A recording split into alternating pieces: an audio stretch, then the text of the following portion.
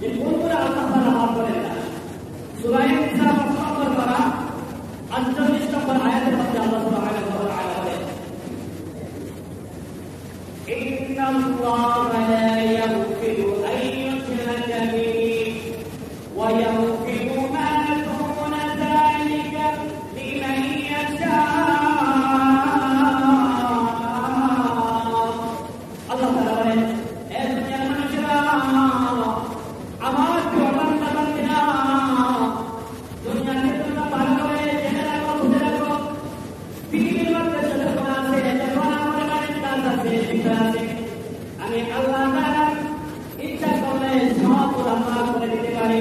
কিন্তু এমন একটা গুনাহ আছে, সেই গুনাহ আমি আল্লাহ তাআলা মাফ করি না, গুনাহ মাফ করি না, যে গুনাহ করবে তাকেও মাফ করি না।